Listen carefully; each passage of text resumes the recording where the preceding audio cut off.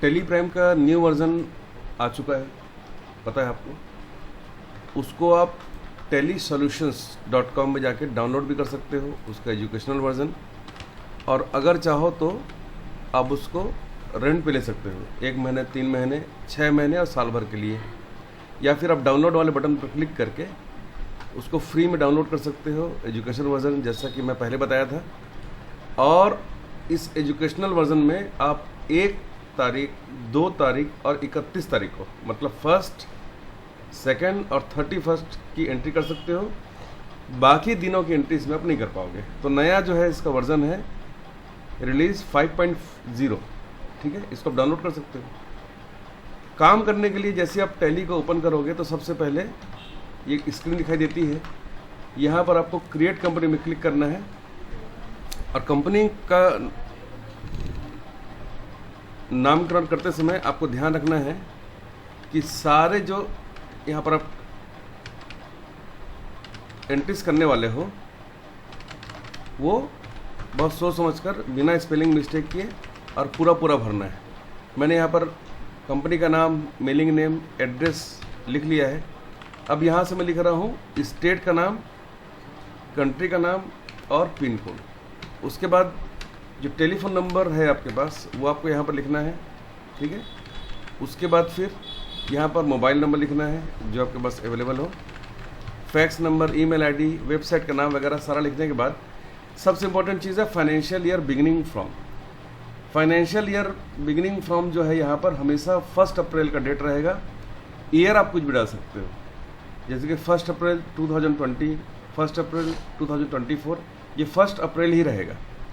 उसके नीचे में लिखा हुआ है बुक्स बिगिनिंग फ्रॉम। तो जिस दिन से आप एंट्री शुरू करोगे वो डेट आपको यहाँ पर डालना है। यहाँ पर अगर आप कोई डेट नहीं भी डालोगे तो भी कोई दिक्कत नहीं आने वाली, क्योंकि जिस दिन से आप एंट्री शुरू करोगे वो टेली के रिपोर्ट में दिखाई देगा। तो मेरा कहना ये है कि आप चाहो तो दोनों डेट को सेम रख सकते हो। कभी भी ऊपर वाले को आप 1 अप्रैल 2024 और ये जो नीचे लिखा हुआ डेट इसको 31 मार्च 2024 कभी नहीं करना, नहीं तो आप एक भी एंट्री नहीं कर पाओगे, क्योंकि बुक बिगिनिंग फ्रॉम आपने 31 मार्च कर दिया है तो उसी एक दिन बस एंट्री कर पाओगे, ठीक है। इसको एंटर करोगे तब यहाँ पर बेस करेंसी सिंबल दिखाई देगा जो रुपीज़ का साइन आता है, ठीक है। यहाँ पर रुपीज़ का साइन बाय डिफ़ॉल्ट है, बाकी यहाँ से आप चाहो तो चेंज कर सकते हो, कोई दूसरा भी लिख सकते हो, डॉलर है या आपका येन है या टका है। लेकिन हाँ, यहाँ पर बाय डिफ़ॉल्ट इंडिया आपने सेलेक्ट किया है, इसलिए यहाँ पर रुपीज़ का साइन भी आ रहा है और इंडियन रुपीज़ यहाँ पर लिखा भी हुआ है, शॉर्टकट उसका। एंटर करोगे, आप आगे बढ़ोगे तो नेक्स्ट पेज में आ जाओगे। नेक्स्ट पेज में ये पूरा जो दिख रहा है आपको डिटेल यहाँ पर, ये एक्चुअली में फीचर्स है, इसको बाद में भी आप चेंज कर सकते हो। तो बहुत देख के इसको भरना होता है। ये अकाउंटिंग का सेक्शन, ये इन्वेंट्री का सेक्शन है। अब मानो कि आप बिल वाइज एंट्री करना चाहते हो क्या, तो यस करो। कॉस्ट सेंटर इनेबल करना चाहते हो तो यस करो। इनेबल कैलकुलेशन को इनेबल करना चाहते हो तो यस करो। ऐसी जब आप इन्वेंट्री मतलब आइटम का डिटेल भरोगे तो प्राइस लेवल लगाना है क्या, उसमें बैच नंबर लगाना है क्या। बैच मतलब क्या होता है, जो भी प्रोडक्ट होता है उसका एक बैच नंबर होता है, लॉट नंबर जिसको बोल सकते हो आप। उसका मैन्युफैक्चरिंग डेट और एक्सपायरी डेट लिखा होता है, वो आप चाहो तो यहाँ से ऑन कर सकते हो, ठीक है। यहाँ पर कॉस्ट ट्रैकिंग का ऑप्शन है। Separate actual and build quantity column in invoices, मतलब अगर आप कोई एंट्री कर रहे हो, आपने कोई सामान खरीदा है, मानो कि उसमें आपको कोई सामान ऑफर में फ्री मिला है, तो उसकी एंट्री आप कैसे करोगे। उसके लिए आप ये वाला इनेबल कर दोगे तो एक्चुअल और बिल्ड दोनों क्वांटिटी को अलग अलग लिखने का आपको इसमें मौका मिलेगा बिल के अंदर में।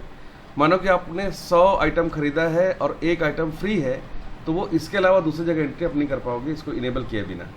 ऐसे ही use discount column in invoices, आपने देखा होगा बिल में एक डिस्काउंट का कॉलम होता है। अगर आपकी कंपनी जो डिस्काउंट भी देती है आइटम्स पे, हर आइटम पे अलग अलग, तो इसको आप इनेबल कर सकते हैं, ठीक है। अब टैक्सेशन का पार्ट है। अब आपके आइटम में मान लीजिए कि जो आप सामान बेचते हो उस गुड्स में GST लगाना है तो आप यस करो, नहीं लगाना है तो नो करो। ऐसे ही उसमें अगर TDS है तो यस करो, TCS यस या नो, जैसा भी आपके प्रोडक्ट पे डिपेंड करता है, आप लगा सकते हो इसके अंदर में, ठीक है। ऑनलाइन एक्सेस का ऑप्शन है यहाँ पर, देखो आप ठीक है। मेंटेन पेरोल का ऑप्शन है, पेरोल वाले सेक्शन में क्या जाके क्या कर सकते हो, अगर इसको आप यस कर दोगे तो आप अपने एम्प्लॉयज़ की सैलरी, उनके अटेंडेंस, उनके ओवर टाइम, सीक लीव और उनका जो एब्सेंट है उन सारा कुछ मेंटेन करके आप उनको सैलरी दे सकते हो, सैलरी स्लिप भी यहाँ से निकाल सकते हो, ठीक है। इसके अलावा देखो यहाँ पर एक अच्छा ऑप्शन दिया हुआ है, enable payment request to share payment link और QR कोड। आप चाहें तो अपने सेल वाले बिल में QR कोड दिखा सकते हो, ताकि QR कोड दिखाकर मतलब एक्सेस करके QR कोड को क्या कहते हैं उसको स्कैन करके, QR कोड को स्कैन करके उसका पेमेंट किया जा सके। मल्टीपल एड्रेसेस का ऑप्शन है, इसको अभी नो किया हुआ है, आप चाहो तो यस कर सकते हो। मार्क मॉडिफाइड वाउचर्स, अगर आप किसी वाउचर को मॉडिफाई करते हो, उसको मार्क करना चाहते हो तो उसको आप यस कर सकते हो। कहने का मतलब ये सारा जो सेटिंग है, ये सारे जो फीचर्स है, इसको आप अपने अकॉर्डिंग यस या नो आप कर सकते हो। उसके बाद एक्सेप्ट करोगे तो कंपनी आपकी बन गई। कंपनी बनने के बाद फिर आपको क्या बनाना पड़ता है, आप क्रिएट में जाकर group, ledger, currency, voucher type है ना, स्टॉक ग्रुप, स्टॉक कैटेगरी, ये सभी चीज़ों को बना सकते हो, क्रिएट कर सकते हो, ठीक है।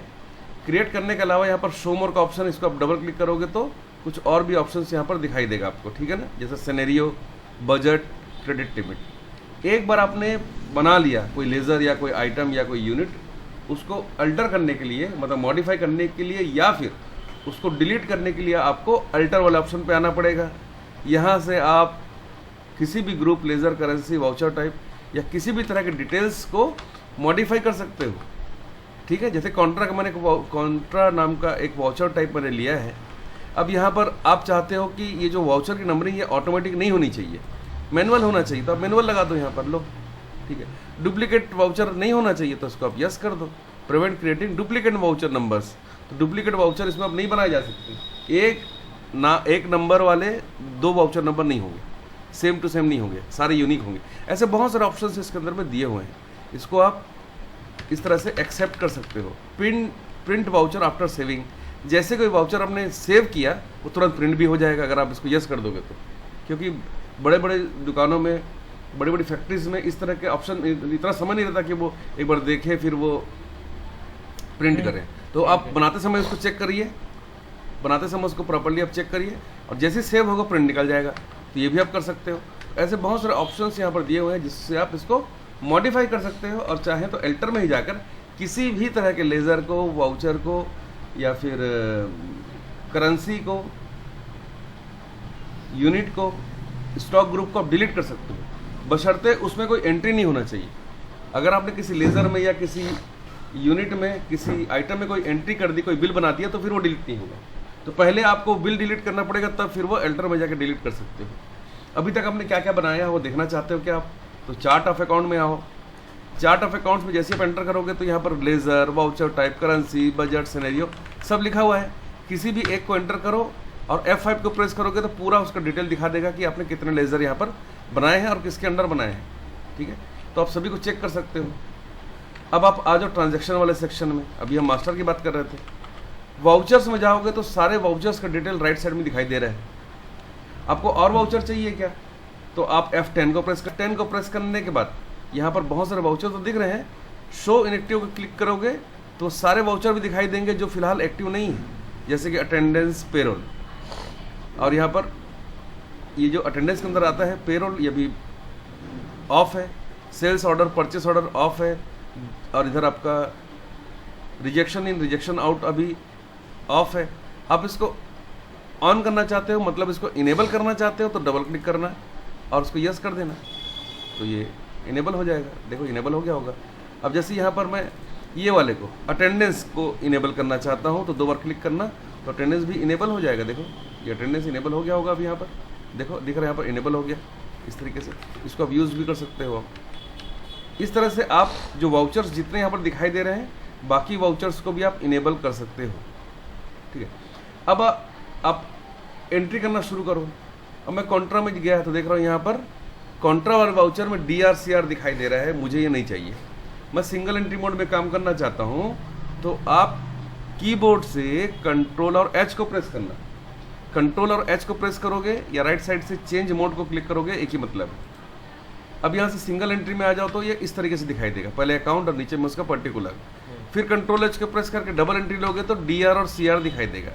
F12 दबा के अगर आप ये डीआर सीआर वाले ऑप्शन को यस की जगह नो कर दोगे और कंट्रोल ए करोगे तो डीआर सीआर की जगह टू और बाई दिखाई देगा। मेरे कहने का मतलब ये है कि सारे ऑप्शंस आपको यहीं मिलेंगे, कहीं जाने की ज़रूरत नहीं। आपको पता होना चाहिए कि वो सेटिंग कैसे करनी है, ठीक है। तो ये जो डीआर सीआर वाला ऑप्शन है और सिंगल मोड डबल मोड वाला ऑप्शन है, ये किस में आता है बताइए आप लोग। Contra payment. तो कॉन्ट्रा और पेमेंट बोल रहे हैं अजय भाई। रिसिप्ट में भी यही ऑप्शन है, पेमेंट, रिसिप्ट और कॉन्ट्रा, मतलब F4, F5, F6 इन तीनों में, रिसिप्ट, पेमेंट और कॉन्ट्रा तीनों में ही और ऑप्शन दिखाई देगा आपको। कौन सा? ये वाला, एकदम सिंगल एंट्री डबल एंट्री। लेकिन जब आप F9 को प्रेस करोगे, मतलब परचेस का वाउचर जब आप खोलोगे ना और कंट्रोल एच दबाओगे तो तीन ऑप्शन है, आइटम इनवाइस, अकाउंटिंग इनवाइस और एज वाउचर। अगर आपको सामान का नाम लिखना है तो आप आइटम का नाम लिखने के लिए आइटम इनवाइस लीजिए और बिल बनाइए। कंट्रोल एच करके अगर आप अकाउंटिंग इनवाइस लेते हैं तो आप बिल भी बना सकते हैं और बगैर आइटम का नाम लिखे भी उसकी एंट्री कर सकते हैं। और कंट्रोल एच करोगे तो आपको सामान का नाम लिखने की जगह नहीं मिलेगी, सॉरी, यहाँ पर आपको सामान लिखने की नाम लिखने की जगह मिलेगी। कंट्रोल एच में क्या होगा कि यहाँ पर आपको नाम नहीं लिखना पड़ेगा, यहाँ पर सिर्फ आपको परचेस का लेजर दिखाई देगा और आप एंट्री कर सकते हो। आइटम की एंट्री नहीं कर पाओगे इसमें आप। किसमें? अकाउंटिंग इनवॉइस में। एज वाउचर में दोनों फैसिलिटी है, आप डीआर सीआर करके परचेस का एंट्री कर सकते हो और आइटम का भी एंट्री कर सकते हो चाहो तो, मतलब कोई कंपलसरी नहीं है। लेकिन अगर आप आइटम इनवॉइस में जाओगे तो जरूर से आपको इसमें आइटम के नाम लिखने पड़ेंगे, ठीक है। ये समझ में आया आप लोग को? ठीक है। अब मानो कि आप F7 में जाते हो। F7 का मतलब नॉर्मली हम जानते हैं जनरली कि जनरल वाउचर की एंट्री में हम वो सारी एंट्रीज करते हैं जिसमें कैश का एडजस्टमेंट होता है। जैसे आपने एक व्यापार शुरू किया तो व्यापार में आपने कैश लगाया 2 लाख, 2 लाख के फर्नीचर लिए, 2 लाख की मशीनरी ली, 1 लाख का कंप्यूटर लिया, तो इन सब की एंट्री कैसे करोगे आप? तो इन सब के लिए आपको जनरल एंट्री करनी पड़ेगी और जनरल में कैश तो एक्टिव होता नहीं है। तो आप यहाँ पर डबल क्लिक करके यहाँ पर शो मोर को कैश का ऑप्शन यहाँ पर ला सकते हो और कैश की भी एंट्री कर सकते हो। मैंने कुछ जगहों में देखा है कि वहाँ पर पेमेंट, रिसिप्ट, कॉन्ट्रा इन सब वाउचर का यूज़ ना करके सिर्फ जनरल वाउचर में ही सारे काम किए जाते हैं, वो भी वैलिड होता है, वो भी आप कर सकते हो, ठीक है। बाकी जनरल वाउचर में हम उन सारे एंट्रीज को करते हैं जिनकी एंट्रीज किसी और वाउचर में करना मुश्किल होता है, जहाँ पर कैश का एडजस्टमेंट करना होता है, ठीक है। तो यहाँ पर भी आप F12 दबाकर ये सारी एंट्रीज, सारे जो इसके फीचर्स हैं वो चेंज कर सकते हो, ठीक है। तो इस तरीके से आप ये सारा काम यहाँ से कर सकते हो, ठीक है। जो वाउचर इनेबल नहीं उसको इनेबल भी कर सकते हो आप, ठीक है। और डिटेल भरना चाहते हो तो मोर डिटेल का ऑप्शन है, इसमें export import details, voucher narration, reference number and date, voucher number and details, इन सब की भी एंट्री आप चाहो तो कर सकते हो अपने वाउचर के अंदर, वाउचर एंट्री के वक्त पे। ऐसे ही अगर मान लो आपने कोई वाउचर बनाया है, अब उस वाउचर को आप क्या करना चाहते हो, सेम एंट्री दोबारा करना चाहते हो, तो डुप्लीकेट वाउचर की एंट्री कब कर सकते हो? देखो इसका शॉर्टकट है Alt2। कोई वाउचर आपको बिल देखते देखते ही अभी बनाना है तुरंत ही, तो इंसर्ट वाउचर Alt-I का यूज़ कर सकते हो। किसी वाउचर को डिलीट करना है तो Alt-D का यूज़ कर सकते हो। और किसी वाउचर को कैंसिल करना है, डिलीट नहीं करना है, उसको कैंसिल शो करना है तो कैंसिल वाउचर का आप यूज़ कर सकते हो। किसी लाइन को रिमूव करना है तो रिमूव लाइन के लिए Ctrl-R का यूज़ कर सकते हो। रिमूव जो आपने की थी लाइन अभी उसी को रिस्टोर करना है, वापस से लाना है तो Ctrl-U का यूज़ करना पड़ सकता है आपको। वाउचर को ऐड करने के लिए आप Alt-A का यूज़ कर सकते हो, ठीक है। किसी भी एंट्री को सेलेक्ट करने के लिए आप स्पेस का यूज़ कर सकते हो, एंटर करने के लिए आप एंटर का यूज़ कर सकते हो, ठीक है, ठीक है। क्विट करने के लिए Ctrl-Q का यूज़ कर सकते हो। ये सारे शॉर्टकट्स आपके स्क्रीन पे ही दिए होते हैं, ज़रूरत के हिसाब से इसको आप चेक कर सकते हो। मानो कि प्रिंट करना है इसको तो Alt-P, ये देखो क्लिक भी कर सकते हो प्रिंट वाले ऑप्शन पे। यहाँ से आप इसको प्रीव्यू भी कर सकते हो, कॉन्फ़िगरेशन चेंज कर सकते हो, जैसे कि पेज का साइज़, प्रिंटर का नाम, है ना। वो सारा कुछ आप यहाँ चेंज कर सकते हो और प्रीव्यू भी देख सकते हो कि आपका बिल कैसा दिखाई देता है या आपकी जो रिपोर्ट है वो कैसी दिखाई देती है। तो प्रिंट भी कर सकते हो इसको, ठीक है ना। अब मानो कि आपको कंपनी में ही चेंज करना है, आपको कंपनी में ही कुछ चेंज करना है, जैसे नाम, डेट, कंट्री, करेंसी। तो यहाँ पर आपके पास कंपनी में Alt K को प्रेस करना है, यहाँ से आप इस कंपनी को चेंज कर सकते हो। इसमें कुछ फीचर बदलना है तो F11 करके आप चेंज कर सकते हो। और कंपनी में किसी तरह का कुछ चेंजेस करना है तो उसको अल्टर वाले ऑप्शन में जाके आप इसको बदल सकते हो। जैसे मैंने गगन ट्रेडर्स नाम की कंपनी बनाई थी, अब गगन ट्रेडर्स प्राइवेट लिमिटेड हो गया है कंपनी। तो मैंने ये लिख दिया है, यहाँ पर देख लो आप। अब कंट्रोल ए करेंगे तो ये नाम चेंज हो जाएगा। कहाँ कैसे पता चला नाम चेंज हुआ कि नहीं हुआ? तो यहाँ पर देखो लिखा हुआ गगन ट्रेडर्स प्राइवेट लिमिटेड। तो अब कोई भी चेंजेस करना हो तो आपको Alt K करना चाहिए और यहाँ से अल्टर करना चाहिए। इसी तरीके से डेटा को अगर आपको स्टोर करना है या उसको बैकअप करना है या पुराने टैली के वर्जन में से उस डेटा को नए टैली मतलब टैली प्राइम 5.0 में कन्वर्ट करना है तो माइग्रेट का भी ऑप्शन यहाँ पर है। रिपेयर का भी ऑप्शन है। कोई कंपनी काम कर रहे हो, आप काम कर रहे हो, लाइट गोल हो जाती है, बिजली बंद होने के कारण कभी कभी वो कंपनी करप्ट हो जाती है, तो रिपेयर का भी ऑप्शन है इसके अंदर में। डाटा का पथ क्या होता है ये भी देख लो आप। डाटा पथ में अभी लिखा हुआ है कंपनी का डाटा जो है वो कहाँ पर है, सी ड्राइव में यूज़र नाम के फोल्डर में, पब्लिक नाम के फोल्डर के अंदर, tally.erp9 नाम के फोल्डर में, डेटा नाम के फोल्डर में ये सारा का सारा कंपनी का डिटेल है आपका फोल्डर के रूप में सेव है। आप चाहो तो स्पेसिफाई पथ में जाके इसको स्पेसिफाई कर सकते हो और इस डेटा के पथ को भी चेंज कर सकते हो, ठीक है। इन सभी सेटिंग का प्रॉपरली यूज़ करके ही आप सही तरीके से टैली में काम कर पाओगे। समझ गए?